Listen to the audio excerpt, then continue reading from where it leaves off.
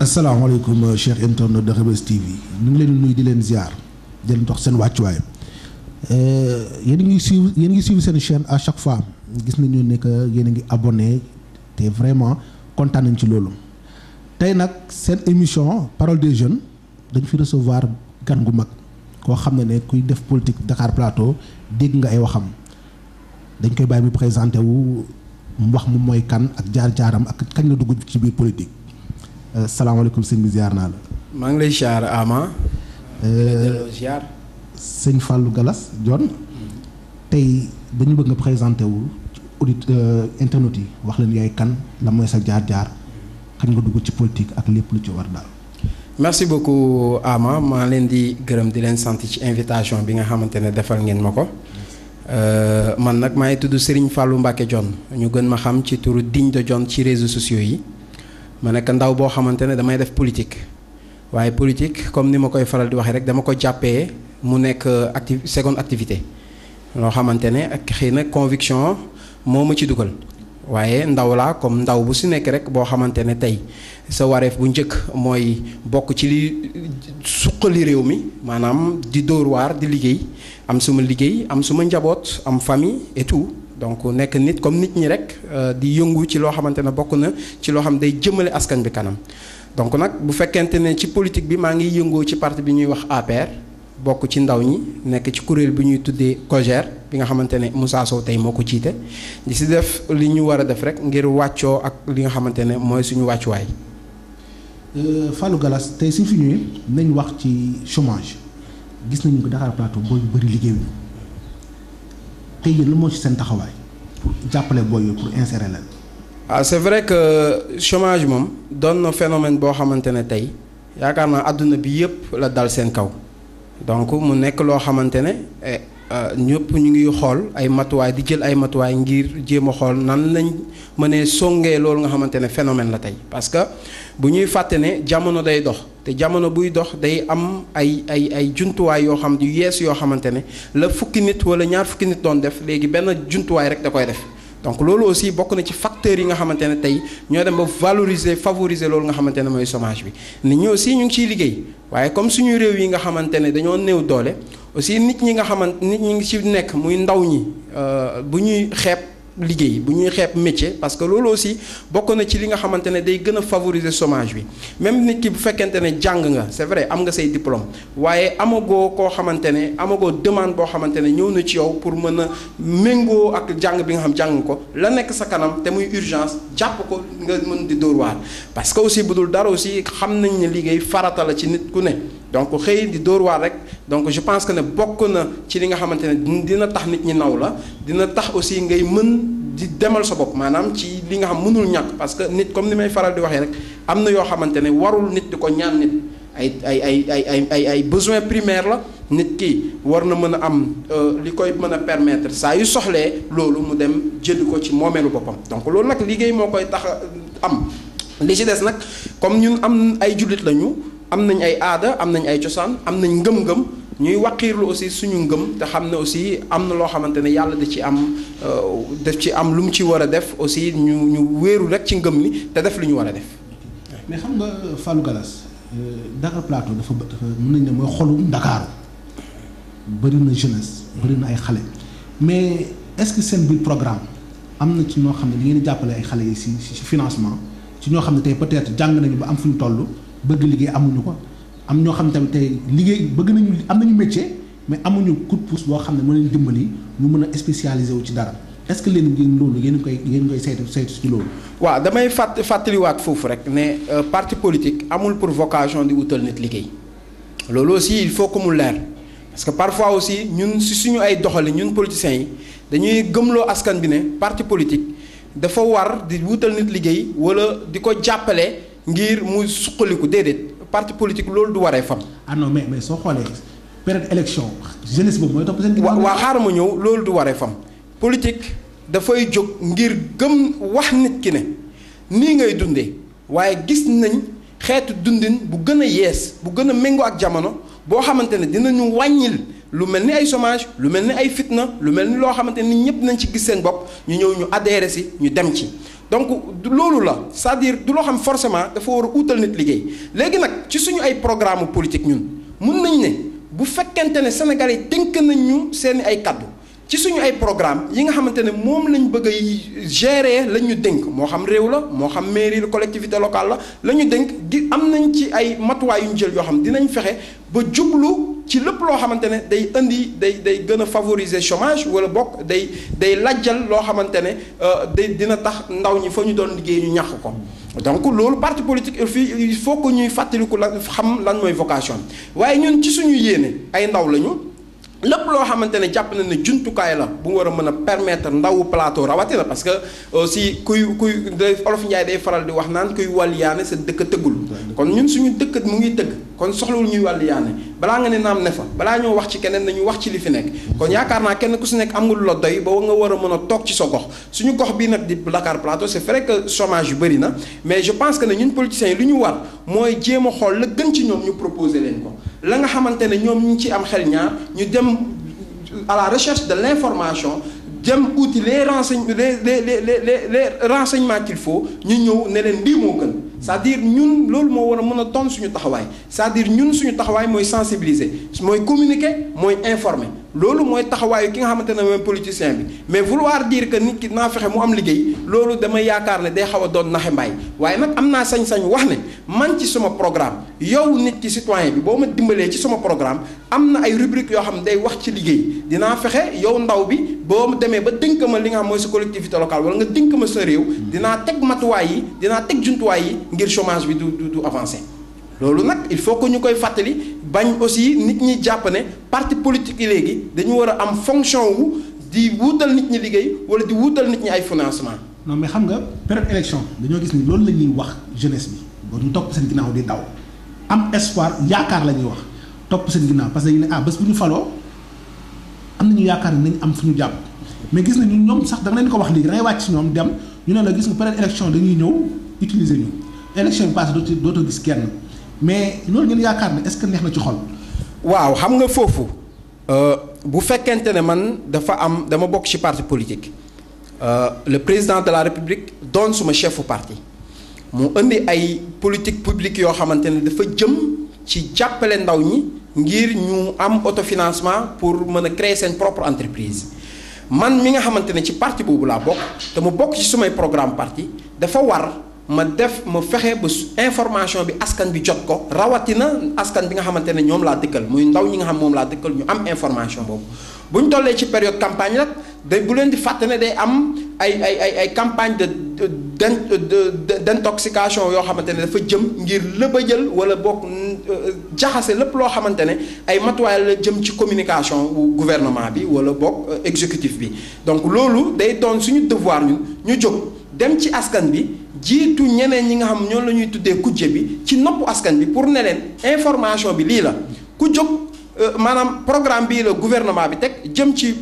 politique publique jëm ci autofinancement wu askan bi ku ci jóg aussi wut la nga xamante ne moo war dina la financer. donc loolu yàgg nañ koy def mais dañu dem ba gis ne askan bi du ñu am ngëm-ngëm bi mooy lan bu ñu déggee ne état bi par exemple déployé na ay moyens pour jàppale gars yi ci li jëm ci financement dañuy ne du dëgg donc loolu aussi moo tax il faut que ñuy jóg gëmloo nit ñi ne c'est-à-dire l'État il est là pour tout le monde c'est-à-dire bu déployer ay moyens bu waroo toog rek nga ne du dëgg defal ay jéego demal déposer toog xaar xam gëm ne ni ñu financer sa morom noonu la lay war a mën a financer te gis nañ ne DER bi wax dëgg fa yàlla du ñu wax ne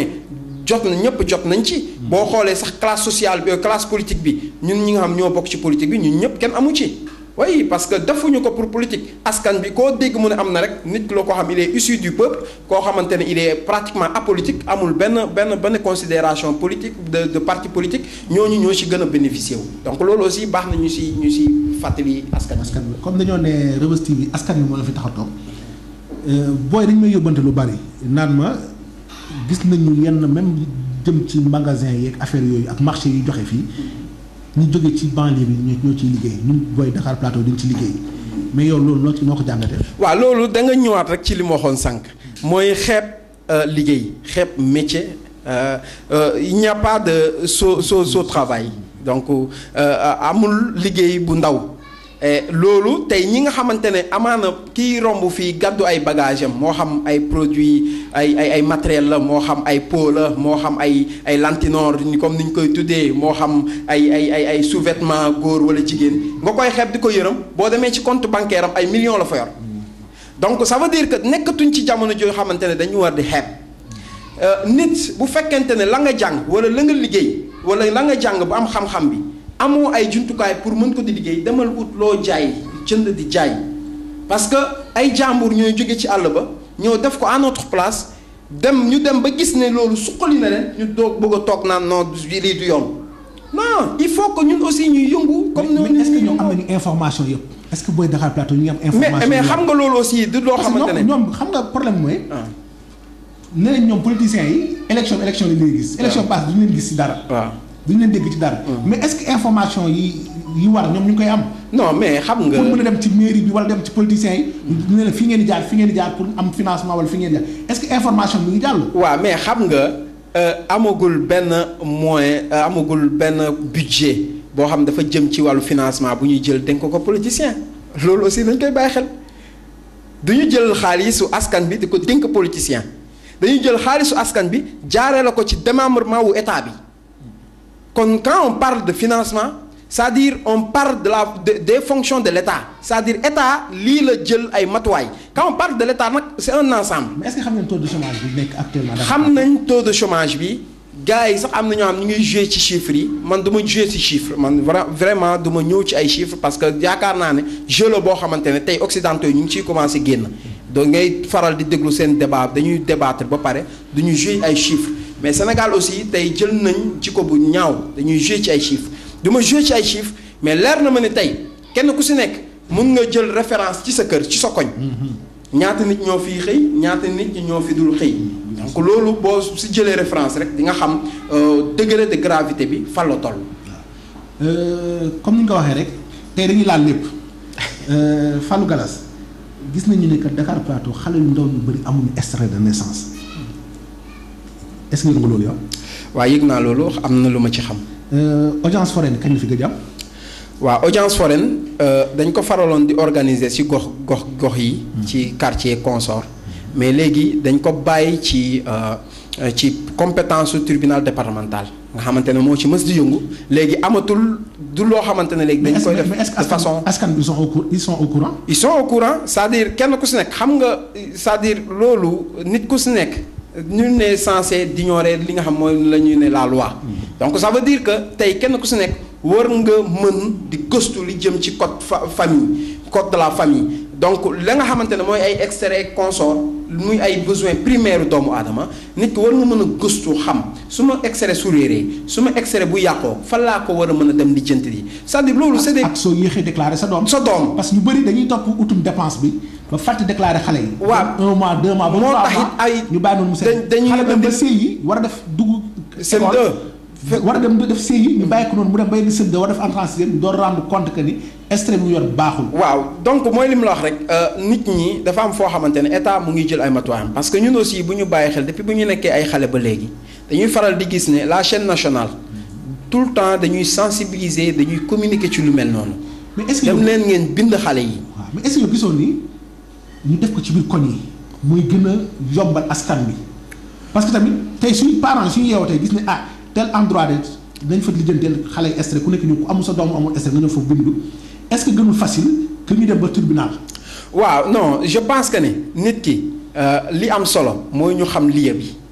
mu nekk tribunal wala mu nekk koñ bi moo ci bokk yem parce que je pense que ne li ñu def li nga xamante ne dañu ne waxuñu tribunal régional dañu ne tribunal départemental. donc tey ki nga xam dafa dëkk Pikine tribunal Pikine lay jëm ki dëkk Dakar tribunal Dakar lay jëm te je pense que même bu fekkoon ne dañ ko décentraliser aussi même procédure bi rek lay topp donc li nga xamante ne moo fi nekk comme bële dañ ko doon def tous les 3 mois wala tous les 6 mois léegi tribunal départemental bi amul arrêt tous les jours boo demee ñu déposer la ñu jox la délai d'1 mois nga ñëw suivre sa procédure nga am ko et ñi nga xamante ne wax dëgg fa yàlla yëgaloon nañ ma ko ñu def ci ay jéego jàppale leen ñëpp am nañu. loolu mooy li nga xam mooy dëgg. non parce que ñun dañu si def dañoo jot a dugg ci askan wi waxtaan ak ñoom. dugg biir Rebeuss ñaar Thioker Valmy mais ñu bëri ils sont pas au courant xam nga parents yi neex mu défendre tamit. parce que tamit ñàkk sa doom juddu yaakaar naa kër gi du mooy li njëkk a war mais est-ce que amoon na benn programme boo xam ne da ngeen di wàcc sur le terrain dugg ci biir gox bi dugg ci askan wi waxtaan ak ñoom ñu xam ne léegi soo demee fii di nga am stress. waaw xam nga loolu xam nga nit ki aussi munoo parce que comme ni nga ko waxee kenn ku si nekk am nga yitte yoo xamante ne ñoo lay tënk da ngay xëy liggéey am nga njaboot da nga leen war a toppatoo. vous êtes là pour le peuple. non on est là pour le peuple moo tax li ñu mën a def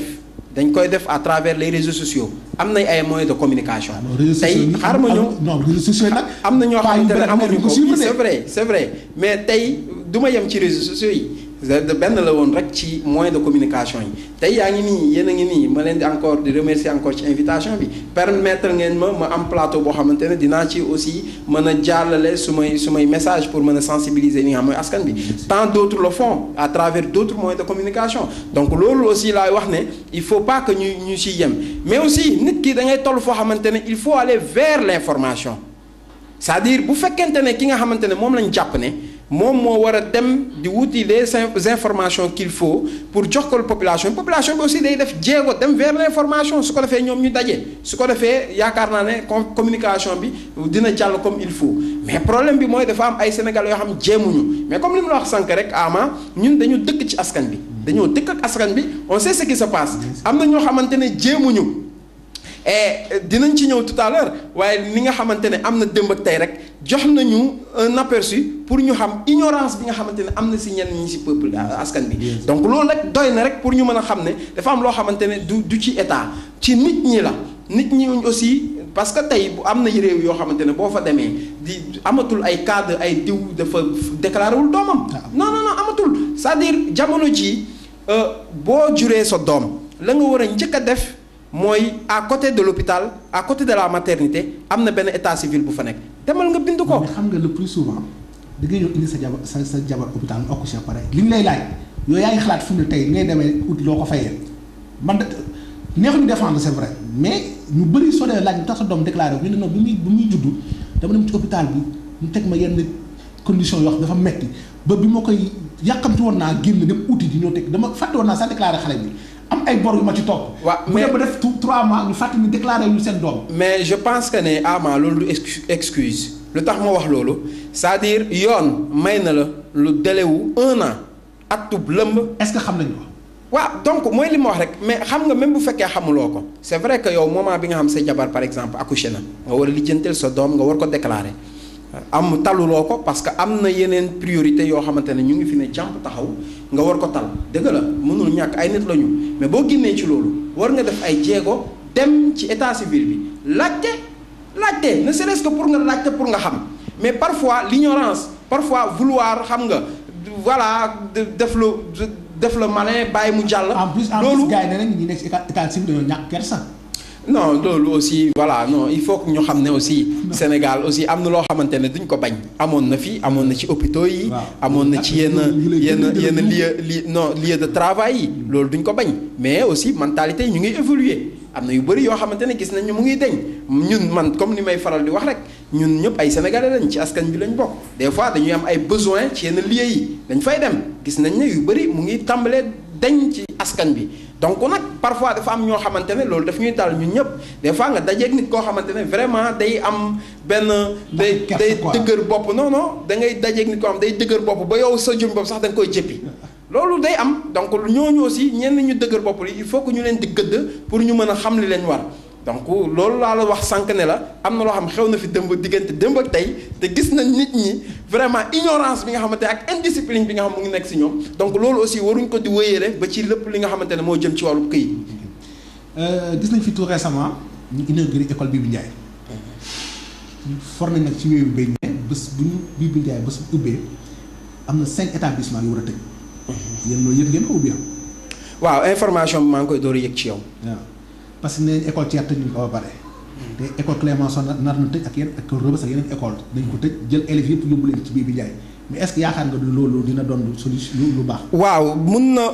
gëw ma ne dina doon luy yàq parce que ñun ñëpp gëjuñu aussi ci école publique yi gis nañ ne ay classes yu bëri instant bii nii pour ñu feesal classe bi sax c'est tout un problème. te xale yi dañoo bari ci dëkk bi. non defal ndànk rek ñu li xew ci dëkk bi xam nañ ko. mais xale yi ñu bëri ci dëkk bi. classes yi amul élèves dama ne classes yi fu mu toll nii jamono ci bëreetul ay xale yoo xamante ne dañu war a dem jàngi te jànguñu. lu ko waral non xaaral rek ay ndaw ñu bëri bu ñu nekkul ci école ba ñu ngi ci daara ja loolu nag question de responsabilité question de choix la aux parents am na ñoo xamante ne ils préfèrent yóbbu seen doom si daara ja mënoo lañ ko bañal. donc voilà donc mais tey ndaw bi jëlu ko donc mu leen ñaari école yi bu ñu boole woon seen effectif mën na doon benn école comme tey le maire ma koy saluer parce que li mu def exemple la. Il a montré la voie aux autres, à ses homologues maires. Donc c'est une voie à suivre. Je pense que beaucoup de defee Sénégal dans 10 ans dina dem ci kanam. mais est-ce que yaakaaroon ne xale war a jógee Marsa wala mu jógee Sicap Avenue war a dem jàngi avenue la. mais dañuy gis ay non du sori ci moom. Ama dañuy gis. ay xale CI la ñu wax ne ba CM2. non xale yu ndaw la ñu wax. Ama da ngay gis ay xale ñoo xamante ne. dañuy jóge fu sori dem jàngi Immaculée wala Notre-Dame. bus moo leen di jëli. non mais question d'organisation la lan moo ñu tere organiser wu. parents yi ma gis ni amuñu moyen. non mais non c'est-à-dire kan moo tabax école bi c'est la mairie. waaw mais qui te dit que ni mairie jëlul ay dispositions ay mesures d'accompagnement. mais est-ce que askan bi nekk au courant parce que coono mi ngi bari sax ñu ngi koy gas. non mais xam nga ñu ngi door a inaugurer. lu ñuy door a inaugurer dañuy wane ne édifice bi fu mu toll nii pare na. mu ngi waaj a nekk à la disposition de la population et bi ñu jógee ci loolu am na musiba boo xamante ne dal nañu ñun suñu réew ba fu mu toll nii école yi nga xamante ne sax ñu ngi daan jàngale tëj nañ leen xale yi gune yi fu mu toll nii ñu ngi en vacances donc li jëm ci école boobu yaakaar naa dañ koy stand by mais gëm naa ne sens de responsabilité bi nga xamante ne mairie bi am na ko ba defal édifice bu mel noonu nga xam loo xamante ne guléet la ci non seulement ci suñu gox mais ci gox yëpp. ci mairie jël alal bu toll noonu def édifice loo xam dafay des dama ne bu ko mairie yëpp man je suis pas c'est-à-dire bu ñu demee ci ay considération politique maag le maire bokkuñu parti politique donc mais gis nga nit c'est-à-dire comme li Olof Njaay di wax waaw góor fajul soxla waaye yokk na jom def na loo xamante ne ay décennies jàll na suñu ginnaaw ay maire nekkoon nañ fi te defuñu fi loo xamante ne mën nañ laal loxo ne lii mairie bi moo ko defoon kon tey leneen lu mënti def loo xamante ne gërëmuñ ko bu ñu laalee lii rek war nañ mën a bàyyi loolu yëpp mu jàll xam ne def na fi loo xamante ne ay décennies ci kanam génération yi ñëw ci kanam dinañ mën a ne diw de moo fi defoon lii donc loolu aussi am na solo te école bi aussi je pense que école d'excellence la et loolu aussi dinañu permettre yaakaar naa du si doon yaafus dina wut ay enseignants yu baax yoo xam dinañ mën a encadrer suñu ay doom te jam naa ne suñu doom sa doomu gars yi ñun d'abord ñi dëkk ci commune bi ñoo fay jàngee donc loolu je pense que c'est une très bonne chose pour la population de Dakar Plateau. waaw comme actualité mooy indi actualité gis nañu actuellement coronavirus bi dugg na fi Covid 19 sonal na Sénégalais coow li bari na yéen ko gère ban taxawaay ngeen ci am fu mu toll nii. waaw xam nga fu mu toll nii Sénégal dañu nekk en guerre te bu fekkee dañoo nekk en guerre am na ay considérations yu bari yoo xamante ne dañ koy teer c'est-à-dire amatu fi place. c'est vrai que kenn ku su nekk suñu am nga appartenance politique wala nga bokk nga am obédience politique. dogguma la sax démb gis nañu la son excellence président Macky Sall ànd ak opposition bi bu nekk ñoo taxaw wax. très bien mais yéen ex fu mu toll nii yeneen gars yi nekk fii ci biir Dakar Plateau est-ce que joxante ngeen loxo pour mën a xeex loolu tamit. waaw maa ngi koy xaar ci ñu bëri parce que dama ne fu mu toll nii bu ñu gisee jéego yi nga xam le président Macky Sall def na ko wane ne tey tout ce qui compte c'est l'unité nationale. bien sûr. donc yaakaar naa ne kenn waratu ci des ginnaaw parce que moom bu demee ba ñi nga xamante ne bokkul ak ñoom gis-gis ci politique mu bàyyi lépp woo leen ne leen kaay leen ngeen jox ma seen xalaat ci ñu war a doxalee dëkk bi ci jamono ji nga xam dafa nekk ci crise de sanitaire yaakaar naa ñun ñi nga xamante ne ay ndaw leen rek wala bokk ay njaatige ay jëwriñ lañ lonku ci ay parti politique yoo xamante ne dafa am ci ñeneen ñu topp yaakaar naa war nañ mën a topp ci ndigal yooyu nga xamante ne muy le président Macky Sall à travers son parti wala d'autres leaders politiques à travers leur parti joxe nañ ay instructions comme que ñëpp booloo doon benn kon ñun ñëpp booloo doon benn tey nag comme li may wax li fi ne mooy benn parti politique moo fi nekk muy la patrie et benn militantisme moo fi nekk muy le patriotisme donc nag je pense que tey am nañ ay parti politique am nañ ay structure de parti politique waaye dañ koy teg nale parce que nous sommes tous des patriotes waaw donc loolu mooy pexe bi fi nekk donc loolu mooy li nga xamante ne mooy suñu ngànnaay ngir ñu mën a def face à cette armée muy ennemi bu redoutable boo xamante ne xamul ndaw xamul mag xamul góor xamul jigéen xamul nit ku ñuul xamul nit ku weex xamul baadoola bi xamul nit ku am te day gën a multiplier wu di dem maanaam dafa nekk armée boo xamante ne bu fekkoon armée boo xamante ne saa yoo faagagalee ku ci bokk rek am na lu wàññeeku mu neex waaye armée la boo xamante ne chaque jour day multiplier wu waaw donc doy na waar. gis nañu président joxe instruction yaakaar naa bi ci Sénégalais gën a concentré mooy bi ñu ne couvre-feu à partir de 20 heures. démb coow li bari na. mën nañu ay nit ñu jàpp leen ci mbedd bi leen dóor. mais yow tey ban message ngay lancé tey population bi. waaw à ce que ñu am discipline parce que réew bu tollee fii c'est-à-dire dañuy fàttaliwu rek ne boo gisee ci armée yu bari ay armée ñu leen di jàngal la notion de discipline. c'est parce que li leen di xaar bu ñu amdul discipline rek dañuy sànku Sénégal toll na ci guerre kon tey le seul comportement adopté c'est la discipline nag mooy lan la nga xamante ne mooy moom la ñuy jàmmaar lool ña nga xamante ne ñoom ñooy soldats yi war a def face à loolu ña nga xamante ne ñoom ñoo am autorité yu tey wax ne nañ jëfe li nañ bàyyi lii nañuy déglu seen ay kàddu te di ko jëfe loolu rek mooy discipline amul leneen du caagen ne nit ñi koy wax dañ ko wax ci seen teyu baqen déedéet jamono jee fa toll nañu ànd ak discipline déglu loolu ndax mooy suñu tawféex ñu ñëpp parce que bu ñu ko deful rek dañuy périr te yaakaar naa li xew ci yeneen dëkku tugal yi ñu ñëpp ñu ngi koy gis loolu ñaanuñu yàlla mu yegg ci Sénégal parce que xaju fi amuñu kattan bi amuñu moyens yi donc léegi li fi nekk tey état bi nga xamante ne ñoom la ñu wóolu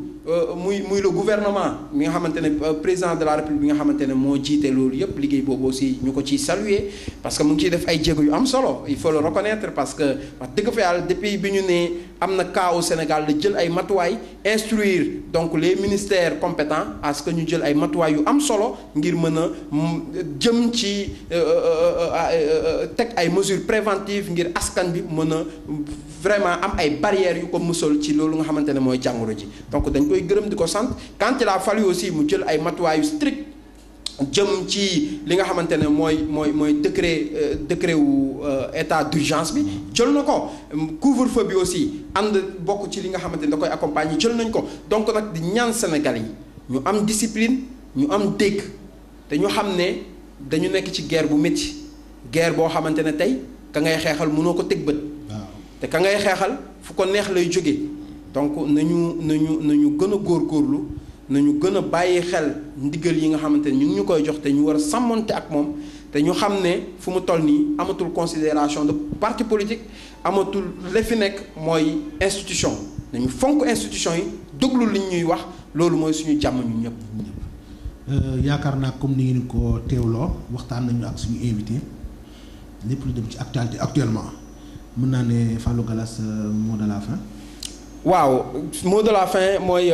di fàttaliwaat askan bi que am na ay matuwaay yoo xamante ne tey OMS joxe na ko jëm ci ni ñuy fagaroo ci jàngoro bi muy ay mesures barrières jëm ci raxas loxo yi bu fekkente ne dañuy génn nañuy am ay gel hydroalcoolique def ko suñu poche à tout instant ñuy raxas suñu loxo bu fekkee ñu ngi ci kër ga aussi nañuy jël saabu yi parce que boroom xam-xam yi nee nañ saabu bi moo ëpp efficacité gel bi donc nañuy jël saabu bi te aussi di bañ di boole ñaari produit détergent bu ñuy am na si ñoo xamante ne dañuy jël eau de javel boole kook omo yu mel noonu bu ñu koy boole parce que c'est des produits chimiques te yéen xam ngeen ni may wax ñaari produits chimiques boo leen boole day am réaction chimique du coup day rey doole kenn ku ci nekk donc dootul am efficacité loolu aussi ñu ciy bàyyi xel ñi nga xam dañuy boole ay produits chimiques nañ ko arrêté eau de javel bi utilisation baax na mais dañu wax ne aussi eau de javel bi boo koy utiliser de façon brute du am efficacité maanaam njëriñ bi nga xamante ne moo tax nga jënd ko du ko am maanaam il faut que nga diluer ko ak ndox pour mu mën a am efficacité bi pour mu mën a am effet bi nga xamante ne moom ngay xaar ci moom donc dilution boobu nag ñu ngi ne 1 litre de javel boo ko mënee diluer ak 3 litres d'eau mu jox la lépp 4 litres su ko defee di nga mën a am efficacité bi nga bëgg pour mën a xeex li nga xam mooy microbe yi donc leneen li nga xamante ne moo jëm toujours ci barrières yi parce que il faut que ñu koy fàttali parce que loolu mooy li fi nekk tey muy sensibilisation bi na gars yi di jël seen précaution muy jëm ci masque yi képp koo génn ku xamante ne am na moyen di sol masque di ko mën a changer aussi à longueur de journée chaque jour war nga sol 2 à 3 masques loolu mooy yoon loolu mooy li nga xam OMS diggale na ko boo ko amul jëlal mesure de précaution muy 1 mètre de distance ak sa diggante ak sa morom donc loolu nañuy wàccoo ak moom gannaaw bu ñu wàccoo ak loolu nag ñu dem ñaan parce que ñu ñëpp ay jullit lañu ay nit lañu yoo xam am nañ gëm-gëm ñu dem ñaan wàqiirlu si yàlla te ñaan suñu borom mu muccal ñu ci lii et beneen bi nga xamante ne remarque la rek foofu laay daanelee bi nga xam def naa ko c'est-à-dire lii malheur la ñaanuñu ko yàlla waaye gis nañ ne aussi ñëw na aussi pour jàngal ñu ay comportement yu baax ñëw na pour rééduquer ñu parce que wax dëgg fa yàlla motuwaay yi nga xamante ne réew yi ci àdduna bi yëpp ñu ngi koy jël doon na loo xamante ne baax na ci planète bi parce que gis nañ ne pollution atmosphérique bi mu ngi commencer évoluer favorablement gis nañ ne dëkk yi daan tàng ndax am na ay dérèglement climatique ñu ngi gis ne seen climat ñëw na à la normale parce que loolu yëpp li ko waral mooy gis nañ ne pollution bi au niveau mondial wàññeeku na donc loolu aussi gëm naa ne mbir mi ñëw na ak ay musibam mais ñëwaale na aussi ak ay li nga xamante ne ay règles yoo xamante ne daf ñu koy imposer ndax loolu moo gën ci suñu nekkin. waaw kon monsieur Fallou Galass Dione vraiment jërëjëf. merci beaucoup ñu invité la nga ñëw sa disponibilité vraiment dañ cee kontaan. jërëjëf te ni ñu koy waxee rek Reubeuss TV njaaxanaa lay tëddee. képp kuy politicien képp ko am looy wax suuf ñu ibbi nañ la suñuy bunt faruñu fii faruñu fële te ñi ñëpp ñoo bokk Reubeuss ñoo bokk Dakar Plateau ñoo bokk Sénégal ñoo bokk adduna bi te ku nekk rek am nga sa participation boo war a joxe ku nekk am nga loo war a wax pour jëmle ak dëkk bi kanam ñuy remercier nag suñuy internautes parce que depuis le début yéen a jàpp ci combat bi ba léegi bàyyiwoo leen ñu koy waxee rek dañ suivre instruction yi di ku nekk fi nga toog nga gën a sensibiliser xam ne fu mu toll nii dañuy teg lépp teg arme yëpp benn guerre moo fi am ñun ak coronavirus bi la te ñu jéem ko xeex ba mu wàcc te képp kuy politicien nag Dakar Plateau ñu ngi lay invité suñu chaîne YouTube nga ñëw ñu toog ak yow waxtaan ak yow nga joxe sa xalaat sa gis-gis lépp pour ñu xool nu ñuy améliorer Dakar Plateau ñëpp ñoo ko bokk jërëjëf Fallou Galass Dione. merci beaucoup te ci kanam rek incha allah. incha allah maa lay remercier di remercier aussi Fara bi nga xamante ne def na lu am solo parce que lii aussi moment bi nga xamante ne am ngeen initiative bi ba def ko teg entreprise bi dafa nekkoon moment bu am Plateau soxla na ko. bien sûr Reubeuss soxla na ko en tout cas ñu ngi rafetlu seen taxawaay di leen wax ne ñu ngi leen di suivre te lii yàlla na doon njëriñu askanu Plateau yëpp. ak njëriñu Sénégal yëpp. moom dañ koy à chaque fois ñu koy remercier. ndax boole ay jeunes ñoo toog ku nekk indi sa xalaat. yaakaar naa ni lépp da ko def rek. pour Dakar Plateau defu ko pour wane fu mu far. defu ko pour wane ne contre naa kii wala ànduma ak kële non non non non. loin de là. wane na ko da ko def pour ñëpp. gis ci seen bopp. te yaakaar naa ñi fi ñëw di fi liggéey yëpp loolu leen wax. te ñëpp ñoo leen ci nekkee. dañ koy remercier tamit équipe Reubeuss TV yëpp. remercier tamit population bi ndax yaakaar naa ni jàpp nañ ci combat bi bu am doole parce que dañoo supporter quoi. dañoo supporter. ñooñu yokk jom quoi fu mu toll ñooñu yokk jom. ñu ngi remercier ñëpp te ñaan yàlla na fi jàmm sax. amiin yaa rabbi li fi ne génn fi ak jàmm waxuma génn Sénégal mais génn ci adduna bi. ba dootuñu waxati waxu coronavirus. ja ngeen jëf ci internet.